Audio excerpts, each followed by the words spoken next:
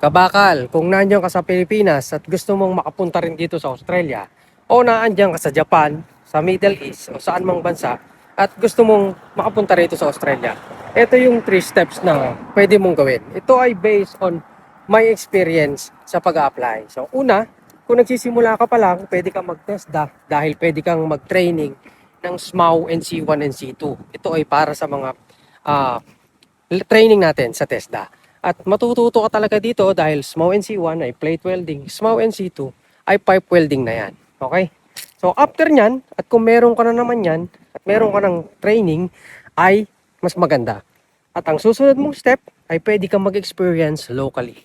So when we say relevant experience, ay kailangan welding position yung makuha mo sa Pilipinas.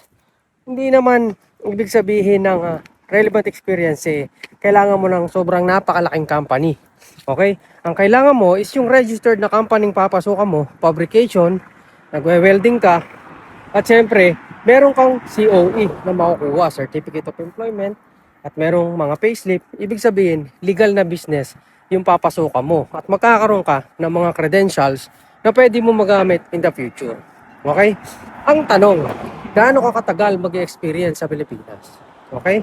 Some are having an experience of 1 year to 3 years bago sila mag-abroad at pumupunta na sa ibang bansa. Kagaya ng sa Europe, sa Japan, ang alam ko 1 year. So, pero just validate, I'm not a migration agent at ito yung mga idea lamang. Okay? So, if meron ka ng 1 to 3 years experience, ang maganda, kung meron ka ng 3 years na valid at relevant experience, ay pwede ka nang mag-skills assessment.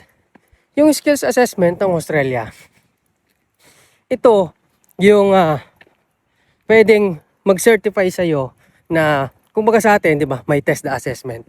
Ito ay skills assessment na binabalidate kung talagang capable ka or pasado sa standards ng Australia yung skills mo.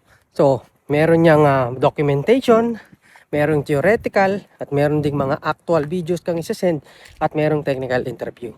So, pwede ka na mag-skills assessment, at ito ay isa sa requirements para magkaroon ka ng, para ma-process yung visa mo for Australia. So, balik tayo, kung meron ka ng 3 years experience, at nag-abroad ka pa ng 2 years, mas maganda yon dahil 5 years relevant experience usually ang hinihingi dito sa mga welder at kahit hindi sa welder at sa ibang mga skills trades kagaya ng mekaniko, machinist, karpintero, yan. Okay?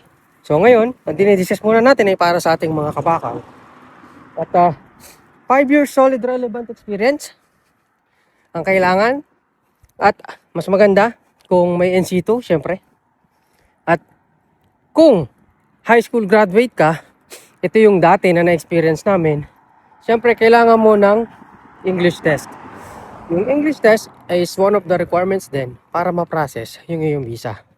Pero ako kasi ay nakapag-college kahit papano, ay hindi na ako na-required. Okay? Pero yung mga kasama ko na high school graduate, dun sa old curriculum, ay ni-required pa sila ng English test. Medyo mababa lang naman yung hinihingi sa English test.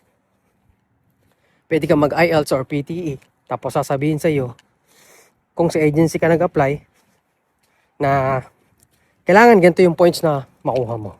Okay? So, yun yung mga ilan sa hinihingi. Yung proseso ng pag-a-apply namin, nung pagpunta namin dito, ay siyempre, screening yan. Nagpasa kami resume sa agency. Ang naging agency ko nga pala sa Pilipinas ay Caves Treasure Manpower. Okay? Sa Makati. So, marami kami nag-apply. Mga 40. Tapos, nag-preliminary screening. In-interview kami. Tapos, nandun na rin yung employer. Gulat kami kasi kala ko HR lang. Yun pala talaga yung owner. Bata pa kasi yung dalawa eh. So, owner pala sila ng company. Okay? So, nag-preliminary screening, nag-interview, tapos in-email yung mga magte-trade test. So, out of 40 plus kami, ang nag-trade test lang 11. Tapos, na-shortlist kami, ay napili kami. Doon ay 6. Yung 6 na yon, so Nag-process kami ng visa. So all in all, yung pag-a-apply hanggang sa makapunta dito ay umabot din ng 1 taon. So, yun yung proseso na pagdadaanan mo rin. Kaya ihanda mo yung sarili mo kasi medyo matagal, pero syempre pag nakarating ka naman dito, I can say worth it. So yun, sana nakatulong tayo, and please like and share our video and comment nyo kung ano yung mga tanong nyo. Gagawa natin ang video para makatulong pa tayo kung ikaw ay nag-a-apply na or on the process ka na. See you here in Australia, Kabakal.